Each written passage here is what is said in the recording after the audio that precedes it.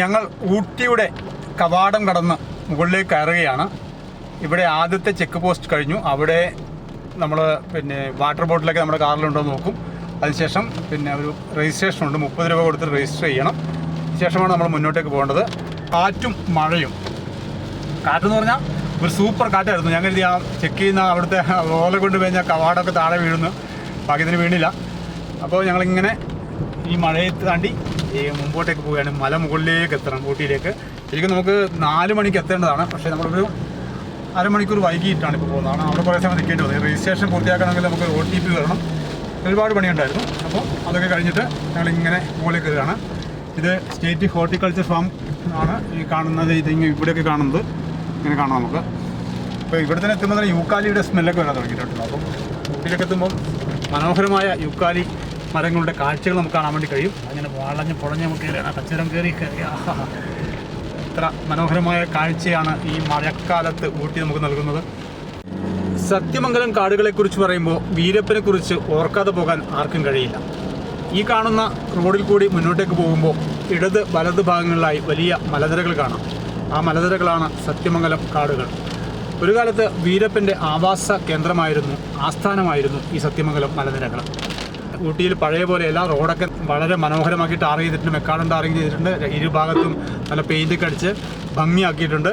ഒരുപാട് വിനോദസഞ്ചാരികൾ മുകളിലേക്ക് കയറുന്നുണ്ട്. നമ്മളും ഇതുപോലെ തന്നെ വിനോദസഞ്ചാരികൾ എന്നുള്ള പേരിലാണ് രജിസ്റ്റർ ചെയ്തിട്ട് മുമ്പോട്ട് പോകുന്നത്. ശരിക്കും ഞങ്ങളവിടെ ഒരു ടൂറിസ്റ്റുകളായിട്ട് പോകുന്നതല്ല, ഇതിലുള്ള ബിസിനസ് സംബന്ധമായ കാര്യത്തിന് ഇങ്ങനെ പഴനി വന്ന് അതുവഴി ഇങ്ങനെ യാത്ര ചെയ്യുകയാണ്. എന്തായാലും ഊട്ടി വഴി ഒന്ന് കടന്നു പോയേക്കാമെന്ന് കരുതിയിട്ടാണ് ഞങ്ങളിപ്പോൾ ഇതുവഴി ഇങ്ങനെ വരുന്നത്. ഊട്ടിയിലേക്ക് 40 കിലോമീറ്ററാണ് ഇവിടുന്ന്. അപ്പോൾ ഈ ചുരം ഇങ്ങനെ പൊളഞ്ഞ് കയറി ഈ കാറിൽ ഈ മഴയത്ത് കയറിപ്പോകുമ്പോഴുള്ള ആ സുഖമുണ്ടല്ലോ, അതൊരു വൈബാണ് കേട്ടോ. ആ പറഞ്ഞ മനസ്സിലല്ല, സൂപ്പർ വൈബിൽ കൂടിയാണ് ഞങ്ങളിപ്പോൾ കടന്നു പോകുന്നത്. ഈ വീഡിയോ കാണുന്ന ആളുകൾക്ക് വൈബ് കിട്ടുന്നുണ്ടാവും എന്ന് ഞാൻ കരുതുകയാണ്. എന്തായാലും ഇത്തരത്തിലുള്ള യാത്രകൾ നമുക്ക് സമ്മാനിക്കുന്നത് ഏറെ സന്തോഷമുള്ള ദിനങ്ങളാണ്. ഇതിലൊരു സംസ്ഥാന സർക്കാരിൻ്റെ ഒരു ബസ് പോകുന്നുണ്ട്. അല്ല, സംസ്ഥാന സർക്കാരിൻ്റെ ബസ് തന്നെ, തമിഴ്നാട് ട്രാൻസ്പോർട്ട് കോർപ്പറേഷൻ്റെ ബസ്സാണ് മുന്നിൽ പോകുന്നത്. അതിന് പുറകെ തമിഴ്നാട്ടിൽ തന്നെ ഒരുപാട് കാറുകൾ, ടാക്സികളൊക്കെ പോകുന്നുണ്ട്.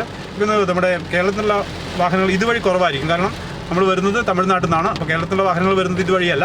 അതുകൊണ്ട് തന്നെ ഈ ഭാഗത്തുള്ള വാഹനങ്ങളുടെ കേരള രജിസ്ട്രേഷനുള്ള വാഹനങ്ങൾ വളരെ കുറവായിരിക്കും. അപ്പോൾ ഈ കാഴ്ചയും കണ്ട് നമുക്ക് മുമ്പോട്ടേക്ക് പോകാം. ഞങ്ങളോടൊപ്പം നിങ്ങളും യാത്ര ചെയ്യുകയാണ്. അപ്പോൾ ബാക്കി ഓരോ ഇടത്തെത്തുമ്പോഴും ഞാൻ നിങ്ങൾക്ക് അവിടുത്തെ ദൃശ്യങ്ങൾ എടുക്കുന്നുണ്ട്. അത് നമ്മൾ നിങ്ങൾക്ക് സമ്മാനിക്കുന്നതായിരിക്കും.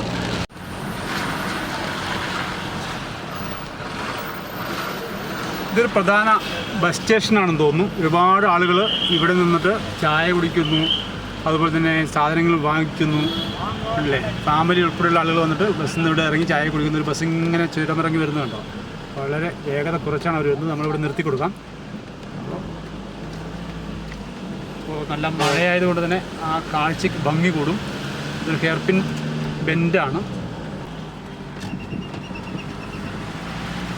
അതൊക്കെ കയറി വരുന്നു.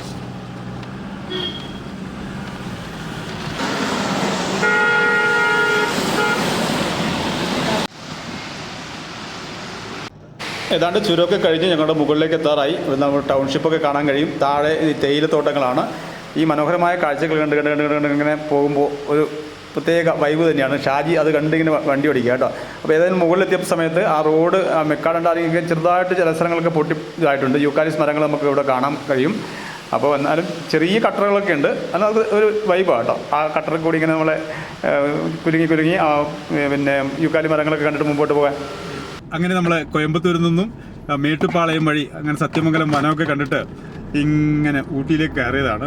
അങ്ങനെ ഊട്ടി കണ്ട് ഊട്ടിയിൽ ആ മഴയൊക്കെ കണ്ട് ഇങ്ങനെ നല്ല തണുപ്പത്ത് കൂടി ഇങ്ങനെ സഞ്ചരിച്ച് നമ്മൾ തിരിച്ച് ഊട്ടിയിൽ അവിടെ സ്റ്റേ ഒന്നും ചെയ്തില്ല കേട്ടോ. നമ്മളവിടെ ഇങ്ങനെ വന്നിട്ട് അവിടെ നിന്ന് ഇങ്ങനെ മുമ്പോട്ട് വന്നു. അവിടെ സ്റ്റേ ഒന്നും ചെയ്തില്ല. പാർക്കിങ്ങിൻ്റെ പ്രശ്നമുള്ളതുകൊണ്ട് ഇപ്പോൾ നല്ല തിരക്കുള്ള സമയമാണ്. ഒന്ന് പറയാതിരിക്കാൻ കഴിയില്ല, നല്ല റോഡ്. പണ്ടത്തെ ഊട്ടിയൊന്നുമല്ല കേട്ടോ. ഇന്ന് റോഡൊക്കെ വളരെ ഭംഗിയായിട്ട് മെക്കാടൻ ടാറിങ് ചെയ്തിട്ടുണ്ട്. അപ്പോൾ ഒരുപാട് വാഹനങ്ങൾ വളരെ സ്മൂത്തായിട്ട് കടന്നു പോകുന്നു. എനിക്ക് തോന്നുന്നതേ കോയമ്പത്തൂരിൽ നമ്മൾ പാലക്കാട് വഴി വരുമ്പോൾ ഒരു 50 കിലോമീറ്ററൊക്കെ വ്യത്യാസം ഉണ്ടാകും. പക്ഷേ അതൊരു വ്യത്യസ്തമായിട്ട് വളരെ എളുപ്പത്തിൽ വളരെ സ്മൂത്തായിട്ട് ഡ്രൈവ് ചെയ്യാൻ പറ്റുന്ന റോഡാണ് ഈ കോയമ്പത്തൂരിൽ നിന്നും മേട്ടുപ്പാളയം വഴി ഊട്ടി വഴി വന്നിട്ട് ഗൂഡല്ലൂർ പോയിട്ട് അവിടുന്ന് സുൽത്താൻ ബത്തേരി വന്ന് നമ്മൾ കണ്ണൂരേക്ക് വരുന്നത്. ദൈർഘ്യം കൂടുതലാണെങ്കിലും സ്മൂത്തായിട്ട് നല്ല സന്തോഷപ്രദമായിട്ട് നമുക്ക് യാത്ര ചെയ്യാം, ഡ്രൈവ് ചെയ്യാൻ പറ്റുന്ന ഒരിടമാണ്. അപ്പോൾ ഗൂഡല്ലൂർ എത്താൻ വേണ്ടി പോകട്ടോ. അപ്പോൾ ഷാജി ഇങ്ങനെ കുറേ സമയമായിട്ട് ഡ്രൈവ് ചെയ്തുകൊണ്ടിരിക്കുകയാണ്. പിന്നെ എനിക്കിങ്ങനെ ഈ ചുരം ഇറങ്ങുമ്പോൾ ഡ്രൈവ് ചെയ്യാൻ കുറച്ച് ബുദ്ധിമുട്ടുണ്ട്. അപ്പോൾ ഞാനോട് കുറേ സമയത്ത് ശ്രീനി ഡ്രൈവ് ചെയ്യും, കുറച്ച് സമയം എടുക്കും എന്നൊക്കെ പറഞ്ഞിട്ടുണ്ട്. പക്ഷേ ഞാൻ സമ്മതിച്ചിട്ടില്ല. കാരണം എനിക്ക് ബുദ്ധിമുട്ടാണ്. കാരണം ഒന്നാമത് ഈ ചുരം ഇറങ്ങുക എന്ന് പറയുന്നത് നമ്മളൊരു താഴെ നിന്ന് വന്നിട്ട് ഹൈറ്റിലെത്തിയിട്ട് വീണ്ടും താഴേക്ക് ഇറങ്ങുക. അപ്പോൾ നമുക്ക് ഒരു വൊമിറ്റ് ടെൻഡൻസി ഒക്കെ വരില്ലേ. അപ്പോൾ അവസാനിപ്പിക്കുകയാണ്. എല്ലാവർക്കും നന്മ വരട്ടെ. മറ്റൊരു വിഷയമായി വീണ്ടും കാണാം. Good bye.